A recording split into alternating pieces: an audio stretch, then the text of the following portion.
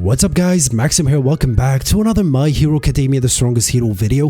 If you're not subscribed, please hit that subscribe button, help us reach that milestone of 3k subscribers. If you didn't hit that like button yet, please smash it for me real quick, it helps the channel a lot. And with that being said, today we are going to be talking about things I wish I knew when I first started playing My Hero Academia The Strongest Hero. Stick around until the end of the video to get one big bonus. Since we have a lot of things to talk about, let's start off with re-rolling the account.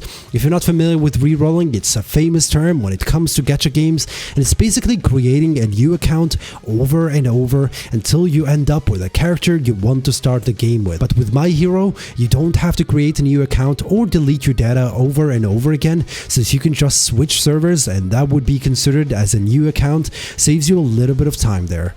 Moving on to the next thing that I want to talk about, or I wish I knew when I first started, is that when it comes to talent, make sure to finish the branch all the way in order to unlock a new character feature and a decent PP boost.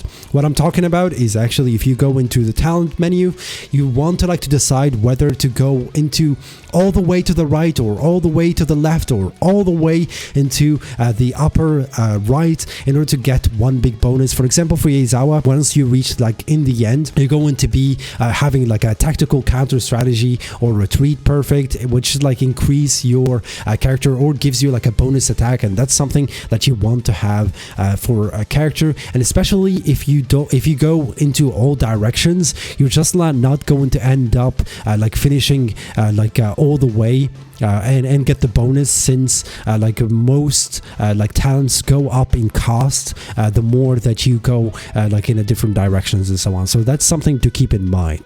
Alright, the next thing that I want to talk about is that, did you do something wrong like me, which is did you spend your hero coins on this banner when you first started?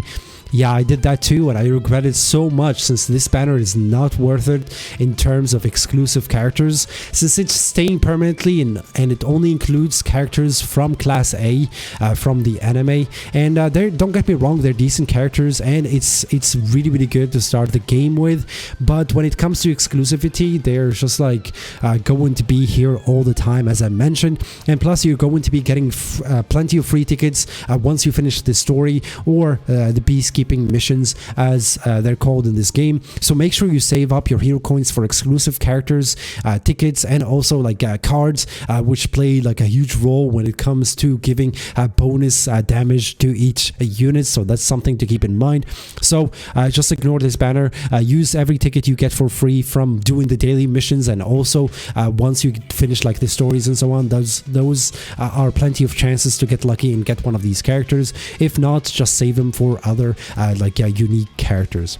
The next thing that I want to mention is that, have you ever wondered how much you spend on a certain exclusive banner, but the pity keeps on resetting each time you get a certain character? It's very easy. All you have to do is go into this menu, go into special gifts, and it will tell you how much you spend, or total recruits right here. For example, for Aizawa, I actually spent 83 summons in order to get him, and that's something, or a small tip that you guys can keep in mind, just in case you're wondering how much you spend on a certain banner. Moving on to the next thing, and it's something that is very important to mention, is that gear plays a massive role in this game and is considered as one of the biggest PP jump you can get on all characters, and it's something that you should be focusing on from the very beginning. But did you know that you can fuse gear once you reach a certain level, which is level 40 or level 50 gear, and fusing them will get you a stronger gear or a certain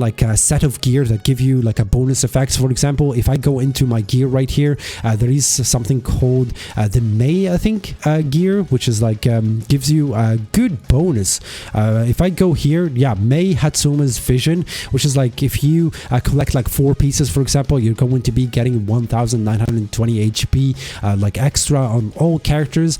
And that's not something that I wanted to talk about, but this is what I wanted to mention. For example, if you want to get a specific a certain piece of gear, for example, I'm missing boots from from this. So what I want to do is just like go into the fuse and put all boots in here like as a gear and fuse them together. That would give me like 100% chance to get boots each time. For example, if I want to get boots or like belts for I just like have to put all the way belts or 3 belts, which is like will like increase my probability to get like a belt, which is something to keep in mind if you want to get a certain gear. Moving on to the next thing that I really wish I knew when I first starting is that the hero rating is a very fun activities to learn different character combos, and also it's something that will increase your character BP drastically. And did you know that once you reach a certain milestone, for example, like once you reach 300 stars, you're going to be getting 6,500 BP bump on all characters. And not only that, you get some factors for talents and a lot of hero coins, which is like 20 hero coins, for example. So make sure you do it each time you your units gets better. In addition to that, once you pass a certain stage when it comes to hero rating, you're going to be getting a title that would increase your BP drastically. So if you want to see which title you got from the what is it called, the agency rating, you just have to go into I believe it's somewhere here. I think it's agency. I think it's really good. I think it's growth. So yeah, if you go to growth, you're just going to get certain rare titles. And why you ask me why it's actually important, because you get a BP boost on all characters as well. For example, if you see here, Tenya Lita reaches 30 stars in the hero ratings engines full boosts. So each time you reach 30 stars for each character in the hero rating, you're going to be getting a certain character, and that character title, and that title will just increase your BP drastically, because you're going to be getting 100 HP for each title. So that's something to keep in mind. The next thing, or the next part is that I want to mention is Affinity, and a lot of people tend to ignore Affinity as it only increases your character BP slightly. But not what a lot of people understand about Affinity is that when you raise Affinity, you would increase the character linked attack with other units. So for example, if I go into All Might and go into I think it's actually assist, for example, you're going to be increasing the attack of this sort of a thing, and with time you're going to be doing a crazy amount of damage each time you do a certain skill. For example, if I do the Q on All Might, Endeavor is going to appear and is going to help All Might to do the damage. So that's something to keep in mind. For example, he's level 4, and which that means is that Endeavor has Affinity level 4, I believe. So if you go here, you're going to be seeing a level 4 Affinity. So that's something to work on. So that's something very important to do, actually, because yeah, it's for example, my All Might can one-shot a lot of things when it comes to farming. For example, the battle, what is it called, the night ops or the agency assessment, when he actually appears when assisting a certain unit in PvE content. Finally, the last big bonus that I talked about at the beginning of this video, which is, did you guys know that there is attribute advantage and disadvantage in My Hero Academia? And which means certain attribute would have the stronger hand on other units, which in other words, in co-op battles, each character would attack the unit that has the advantage over, which is tech would attack power, and power would attack speed, and speed would attack tech. I've seen it happen a lot in co-op battle, so make sure you have different attribute on your team which can give you an advantage to climb higher ranks. I don't know if you guys noticed, but this is something that I hit at the beginning of this video, or hinted.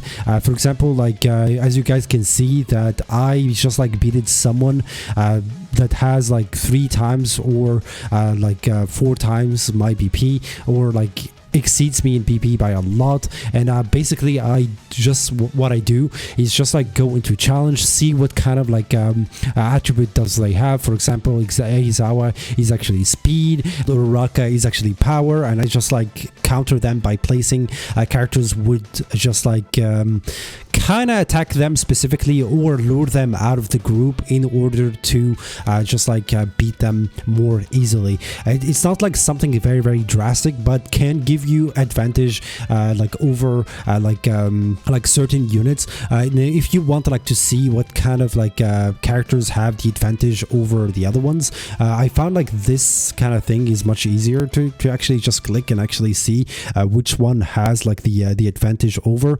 But sometimes I found that the AI can be very random, but it's something to keep in mind anyway. You can actually try it out and see how it goes. With that being said, thank you so much for watching, and I hope you found this like helpful. And if you did, please don't forget to leave a like as well. Likes are really appreciate it and do help the channel to grow. Subscribe if you haven't already, and I'll be catching you guys in the next one. Bye bye.